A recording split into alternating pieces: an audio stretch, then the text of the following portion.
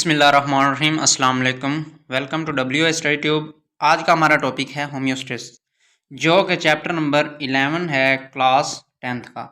चलें देखते हैं होम्योस्टेसिस क्या होती है।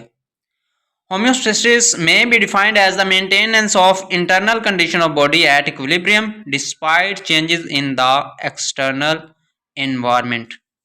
मीन्स के बॉडी के जो अंदर की कंडीशन होगी उसको मेंटेन रखना, उसका तवाज़न रखना, चाहे बॉडी के एक्सटर्नल में जो भी इन्वायरमेंट है उसमें जो भी कमी बेशी आ रही है, लेकिन बॉडी के जो अंदर का इन्वायरमेंट है उसको मेंटेन रखना, इसको हम कहते हैं होम्योस्टेसिस। मिसाल के तौर पर अगर हम बात करें, हमारे बॉडी का जो नॉर्मल टेम्परेचर है वो है 37 डिग्री सेंटीग्रेड, लेकिन मौसम की चेंजेस की वजह से कभी कभी जो हमारा सराउंडिंग का टेम्परेचर होता है वो इंक्रीज़ भी कर जाता है, वो डिक्रीज़ भी कर जाता है।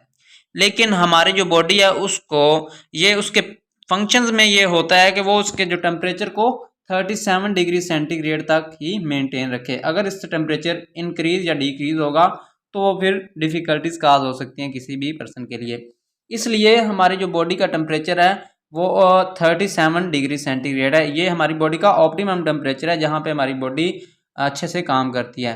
तो यही बात हो रही है कि आउटसाइड जो भी टेम्परेचर है, लेकिन हमारी जो बॉडी का टेम्परेचर है वो कितना है 37 डिग्री सेंटीग्रेड। तो ये है होम्योस्टेसिस। इसके अलावा अगर हम एक और एग्जाम्पल लें तो हमारे जो ब्लड है उसमें ग्लूकोज का लेवल नॉर्मली होता है 1 ग्राम पर लीटर। 1 लीटर ब्लड अगर होगा तो उसमें ग्लूकोज कितनी होगी 1 ग्राम। लेकिन सम टाइम हम कार्बोहाइड्रेट से भरपूर खुराक खाते हैं तो उसमें जो है ग्लूकोज हाई होती है, उसमें ज़्यादा ग्लूकोज मौजूद होती है। तो ये नहीं होगा कि वो ज़्यादा जितनी भी ग्लूकोज है वो हमारे ब्लड में चली जाएगी, बल्कि ये होम्योस्टेसिस के प्रोसेस के ज़रिए से उसको मेंटेन किया जाएगा। जितनी ग्लूकोज की ज़रूरत होगी ब्लड को उतनी ही जाएगी, ऑप्टिमम 1 ग्राम पर लीटर ही बॉडी में जो हमारे ब्लड में जाएगी, बाकी जो है वो आउटसाइड एक्सक्रीट कर दी जाएगी हमारी बॉडी से। ये है होम्योस्टेसिस का प्रोसेस। होम्योस्टेसिस में अगर हम बात करें तो 3 मेन प्रोसेस देखने को मिलते हैं। कौन कौन से? Osmo regulation, thermo regulation and excretion. तो इनको हम बारी बारी डिस्कस करते हैं। सबसे पहले हम डिस्कस करेंगे ऑस्मो रेगुलेशन को। होम्योस्टेसिस में हमने बात की कि मेंटेनेंस ऑफ इंटरनल एनवायरनमेंट, लेकिन ऑस्मो रेगुलेशन में हम देखेंगे कि किस चीज़ को मेंटेन करना है। तो ऑस्मो रेगुलेशन में 2 चीज़ों की कंसंट्रेशन को मेंटेन करेंगे बॉडी फ्लूइड में, एक तो वाटर है और दूसरे नंबर पे साल्ट्स हैं। वाटर और साल्ट की मेंटेनेंस हमारी बॉडी में जो हमारी बॉडी की जो फ्लूइड है उसमें वाटर और साल्ट की जो मेंटेनेंस होगी उसको हम कहेंगे ऑस्मो रेगुलेशन।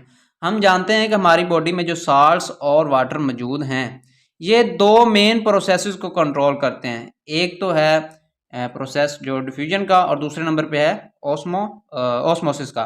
डिफ्यूजन और ऑस्मोसिस, इन 2 प्रोसेसेस को ये हमारी बॉडी के जो अंदर इसके साल्ट्स और वाटर की कंसंट्रेशन है ये इन दोनों प्रोसेसेस को कंट्रोल करते हैं, जो कि बहुत ही ज़रूरी होता है सेल की नॉर्मल फंक्शन के लिए। सेल इसकी मदद से जो है वो नॉर्मल फंक्शन परफॉर्म करता है। इसके बाद हम देखते हैं थर्मो रेगुलेशन को। थर्मो रेगुलेशन क्या है? Therm mean heat. अब यहाँ पे हमने टेम्परेचर की मेंटेनेंस की बात करनी है। ऑस्मो रेगुलेशन में हमने किसकी मेंटेनेंस की बात की थी? साल्ट्स और वाटर की कंसंट्रेशन। और यहाँ पे थर्मो रेगुलेशन की अगर हम बात करें तो थर्मो रेगुलेशन में हम therm means heat means temperature.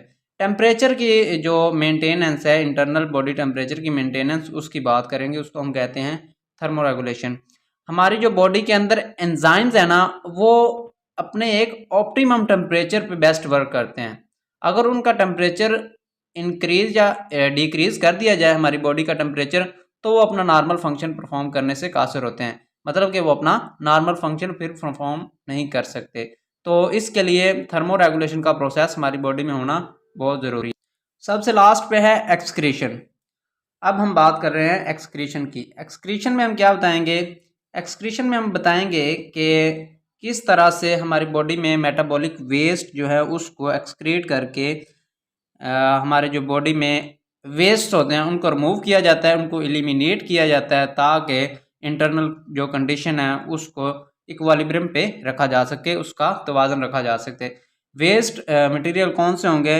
जो हमारी बॉडी में मेटाबॉलिक प्रोसेसेस होते हैं उसके नतीजे में जो वेस्ट मटेरियल्स बनते हैं, जैसा कि हमारे फीकल मैटर्स, और अगर हम बात करें यूरिनेशन की तो यूरिन बनता है एक्सक्रीशन के प्रोसेस के दौरान। तो ये इनको निकाल के बॉडी से एलिमिनेट करके जो बॉडी की जो कंडीशन है उसको इक्विलिब्रियम पे रखा जा सकता है, उसको मेंटेन किया जा सकता है इंटरनल कंडीशन को। ये था हमारा आज का टॉपिक। होपफुली आप लोगों को समझ आई होगी। अगर आप लोगों को वीडियो पसंद आई, वीडियो को लाइक करें, चैनल को सब्सक्राइब कर दें। Thank you for visiting my channel. इंशाल्लाह मिलते हैं अगली वीडियो के साथ, तब तक के लिए अल्लाह हाफिज़।